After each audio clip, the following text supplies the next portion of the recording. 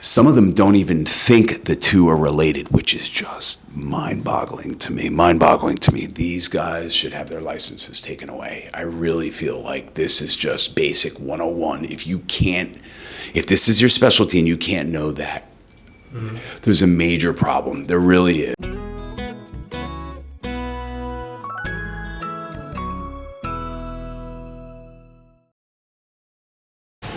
Okay, everyone, Dr. David Cully here. We have an interesting case here. We have Marcin here who has been going through a whole host of issues, health issues, since 2007. One of the big issues is that he's lost an excessive amount of weight. And when I asked him, you know, he has acid reflux and GERD, and when I asked him how long he's had it for, it's been since about 2007, give or take.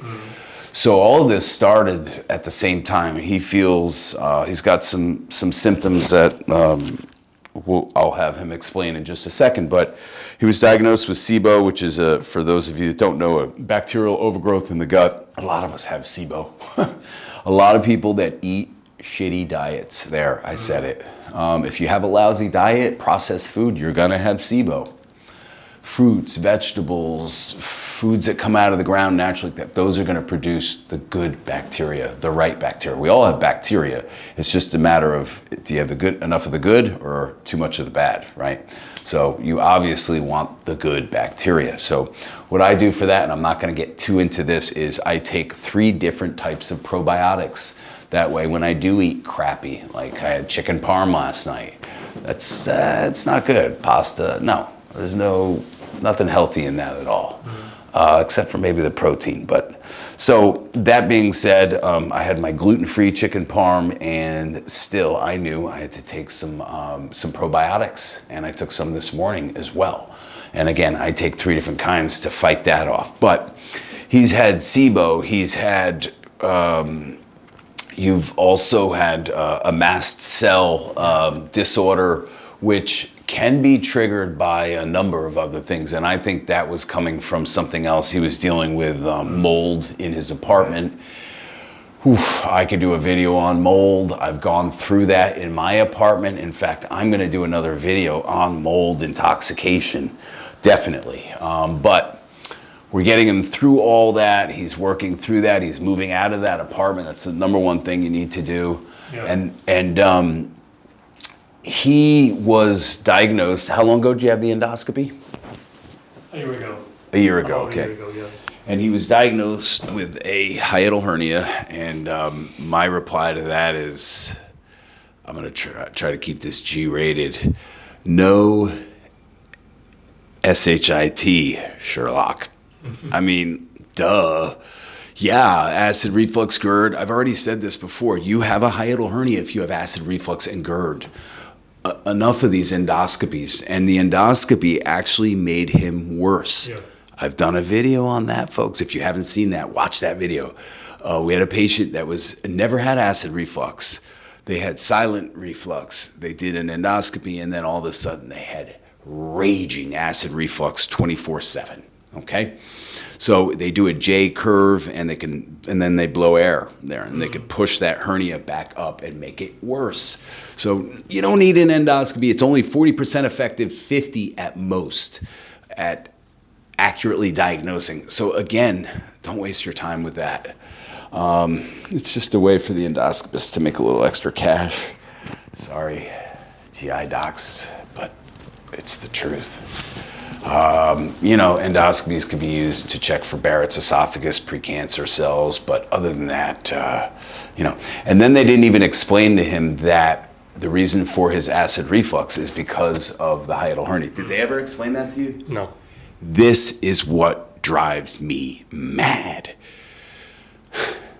Some of them don't even think the two are related, which is just mind-boggling to me. Mind-boggling to me. These guys should have their licenses taken away. I really feel like this is just basic 101. If this is your specialty and you can't know that, there's a major problem. There really is. I was put on PPI Of course, but he didn't explain to you why you have the acid reflux. He just gave you medicine and shut you up and kicked you out of the room and sent you on. That's not the answer. It's not because you have a lack of PPI medication. It's not because you have a lack of antacids in you. Your stomach herniates up through your diaphragm. I keep saying this. I feel like I say this 10 times a day. It herniates up through your diaphragm, compromising the lower esophageal sphincter. Therefore, that can't work properly and keep the acid in the stomach. That's the only purpose of the lower esophageal sphincter, is to keep the acid in the stomach. If it's compromised, it can't do that. That's why you have acid reflux. So the doctor should have explained that to him and given him some options. The unfortunate part is their option is antacids, PPI medication, and then surgery. None of them work good. None of them. And I'm not going to sell my product here. He knows about me. I'm not going to tell you about my product here. It's the only thing that addresses the root cause, and it works. Okay, and we're going to do that maneuver on you today. He also has mid-back pain right where the nerve supply is to his diaphragm. So let's show you how we assess this. And I honestly don't think all the weight loss is from his SIBO. I don't doubt that you know, I'm sure you had SIBO, but and H. pylori, but we're going to get you to put this weight back on, and I want you to come back in. And 6 months and a year from now, when you've put some significant weight back on, and we're going to shoot a video of that, guys. We have another guy that was like 130 or 135 pounds, something like that. And we shot a video of him, and he gained. He's now up to like 170, 175, something like that. So it's really great to see that, and I want to see that with you. So That'd be great. I'm going to start by having you take the sweatshirt off. Okay. How much do you weigh now? I honestly don't weigh myself because it's It almost upsets like you. traumatic. Yeah. Because I gained like 10 and now I lost. How much did you used to weigh? Used to weigh 155, 160. Okay. Now I'm How tall are you? 120, 5'10".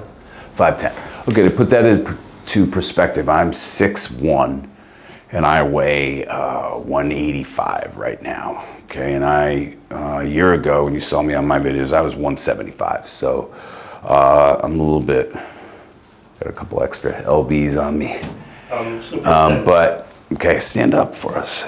So you are probably about 125 now, right? More like 120. 120. Yeah. Yeah, so 120 pounds. He normally is 155. We need to get him back up to that weight. Or close to it, because 155 is not overweight for a guy that's 5'10". That's a perfect weight for that height. Okay, I want you to turn and face that window. I just want to check for a couple things here. Okay, step back for me. Okay, now bend forward, touch your toes, watch your head. Okay. Okay, good. Well, the good news is no scoliosis. And no poor posture. So I think he's going to have really great outcomes. I'm excited to help this guy. I am. I love this. I love doing this. So come on over here. Lay on your back. Slide down. This is exactly why I created my channel, because people couldn't get the answers that they needed. They were getting the runaround. And he's probably gotten the runaround since 2007. How many different doctors have you been to? Lots of them. All sorts of GI doctors. All sorts of GI, some of them really. Colonoscopies, probably. Yeah. Too. Some of them actually, they didn't force me, but they put me in a situation where I could not say no. Because they said, if you have to do this, because if we don't do this test, then we cannot go forward with another test. So I actually ended up having 3 MRI studies with a IV contrast. And that IV contrast is another story. It really messed me up. It made that mast cell activation syndrome far worse. And it damaged, I don't know if it damaged my tendons, but I've developed like inflammation in my joints. It caused a lot of problems. They said it's just an allergic reaction, but it lasted for like 3 months before I actually got better after my last MRI with a contrast. Okay. And the reason for that is that it contains a heavy metal called gadolinium, and not a lot of people are aware of that. And most of them don't feel anything, but there are situations like when the blood is more acidic, that it can affect the contrast and can break up the contrast and cause it to go directly into the bloodstream, the free ions of gadolinium, and that's what happened to me. So that was really bad, and I blame my doctor for that because 3 studies in a row, that's absurd. Of the same study? Same study. Yeah, so That's malpractice. if you don't get it on the first study, you do die, okay? Gadolinium, it's toxic. We all know that. Nobody wants to take that, but sometimes it's needed. But 3 times is ridiculous. So again, lots of diagnoses, but no real answers. No answers as to why, no explanations for him. And you can understand why people get frustrated. I've been through the medical system. I've been frustrated just like you. Again, this is why I have my channel. So first of all, if you guys get anything from this video or any of my videos, please subscribe. This is what helps us keep going. Okay, and hit that like button if you do learn anything from this video. But we're going to check him for hiatal hernia. We already know he has one because of the endoscopy and because of his symptoms, more importantly, right? So I'm just going to do some palpation here. And does that increase your pain? Have any pain there? Yep. And how about here? Never. And here? Yeah. Okay. So, okay. So his nervous system is on fire right now. His nervous system is in fight or flight. He needs to get out of that apartment and get rid of that toxic mold as soon as possible. And as soon as that happens, gets some blood work done, and if he's still got mold throughout his bloodstream, there may be room for an antifungal. He may have to take a heavy antifungal. It's taken for I think a couple weeks. It's a heavy drug, but it works, and that might be necessary. It just depends. I don't know, how long have you been living in that apartment for? 20 years. 20 years. So we'll have to wait and see with all of that, but we're going to go ahead and do the hiatal hernia maneuver on him right now. So you could always try this to your significant other if they have acid reflux or GERD, but you got to make sure you're doing it in the right place. So what we want to do is get our hand all the way down right below the xiphoid process here, and we're going to pull it down from there. But before I do that, actually, I'm going to adjust his middle back. Okay, so we're going to do that first. So I'm going to have you cross your arms in front of you like this. Give yourself a big hug. Yep. Take a deep breath in. Tuck your chin down. Come on up. Half a sit up. Come on up. Yep. Okay, good. And blow all the way out. One more. Head back. Oh. You okay? All right. Now take a deep breath. Is it a little bit easier to breathe? Or no change at all?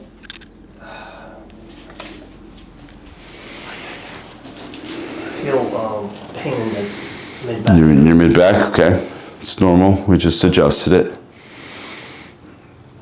Take your hands like this in front of you, and I want you to rotate them like this, like this. Okay, and relax. You can relax your arms. Yep, and place your hands right here on your chest. Okay. All right, just breathe in and out. And tell me when I reach a 5 out of 10 on a pain level. You hear that right there? I'm gonna put the microphone by his stomach so you guys can hear that. Oh, wait. That felt pain. Okay.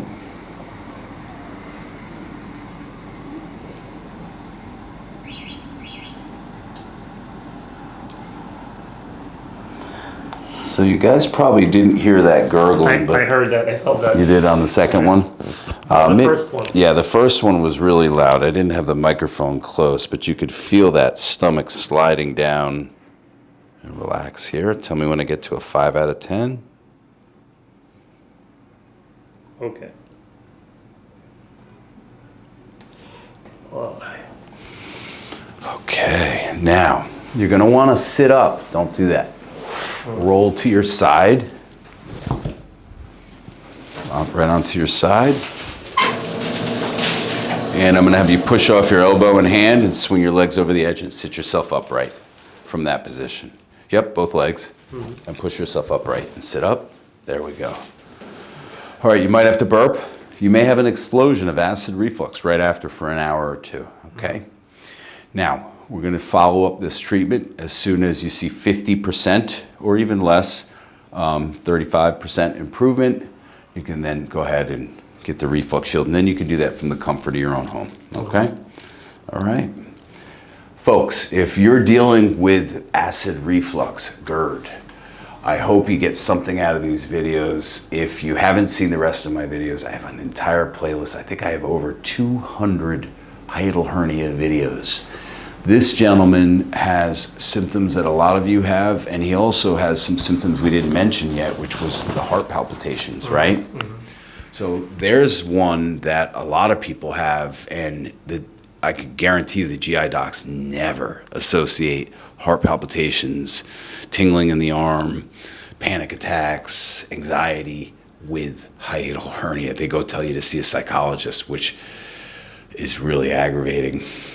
And you did have heart palpitations, anxiety, correct? Yes, I still have that from time to time, but it really depends on mostly, to me it boils down to what I eat, how it affects me. Like when I eat more carbs, over time it affects my digestion, and then in turn it affects my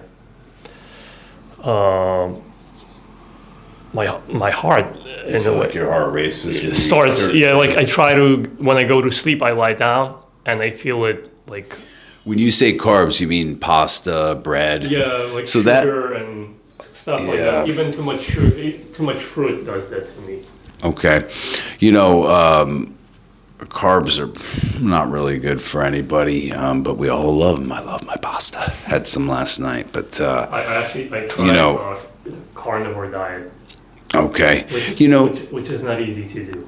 It's not, and it's not the answer for most. Yeah. Just eating meat is not. It can reduce inflammation, especially in the gut, but long term, it's not a great solution. Yeah. So as we start to correct this hiatal hernia, I hope that your heart palpitations get better, because that's a direct relationship in the pinched vagus nerve right here in the hiatus where the stomach herniates. So check out the anatomy books and you guys will see that, or just check out my 200 other videos on hiatal hernia. Thanks for tuning in, folks. Thank you.